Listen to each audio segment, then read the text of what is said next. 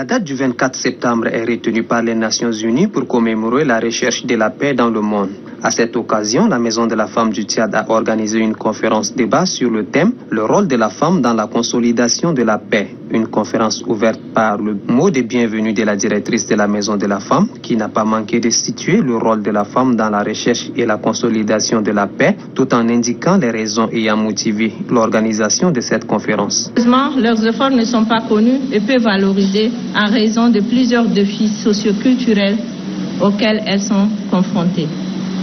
C'est la raison pour laquelle nous avons choisi d'organiser cette conférence à l'occasion de la Journée internationale de la paix. La secrétaire générale du ministère de la Femme, première panéliste, a décortiqué le thème central éclairé sur l'importance du rôle de la femme dans la recherche de la paix. Apolline Moudalbaï a regretté que les femmes soient injustement marginalisées lorsqu'on parle de la paix. Pour corriger cette anomalie, les Nations Unies ont adopté la loi 1325 qui met la femme au cœur des initiatives de la paix.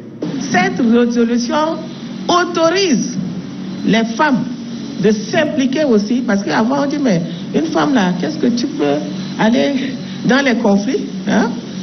Dans les conflits c'est réservé aux hommes, mais maintenant la résolution des conflits là, les femmes doivent être présentes parce que c'est elles qui donnent la vie.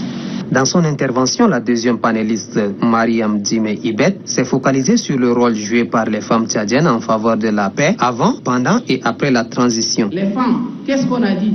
Nous avons dit que nous n'allons pas rester à l'écart. Lèvons-nous. Pendant cette transition-là, nous allons arracher notre place.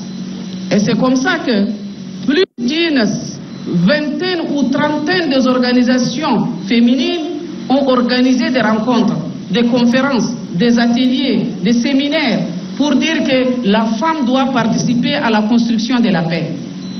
Asma Gassim, de son côté, a comparé la femme à une lampe qui éclaire une maison. La question de la recherche de la paix qui nous réunit aujourd'hui est le résultat de ce que nous avons gâté en quelques minutes en 1979. Propos faisant allusion à la guerre de 1979. Ceci témoigne combien il est difficile de créer un conflit, mais facile de rétablir la paix. C'est pourquoi nous devons à tout prix éviter de commettre la même erreur et continuer notre construction de la paix pour que cela aboutisse un jour. Tout ceci doit être le rôle de la femme qui doit être le symbole de la paix. La femme doit éduquer sa maison dans la culture de la paix, la cohabitation pacifique et le rejet de toute forme de la haine, a-t-elle souligné. Toutes ces intervenantes ont insisté sur la nécessité de reconnaître le rôle et la place de l'homme, ce qui n'est absolument pas à confondre avec les droits et devoirs de la femme. Des appels à la prise de conscience et une préparation aux futures échéances électorales par les femmes ainsi que des questions-réponses ont mis terme à cette conférence.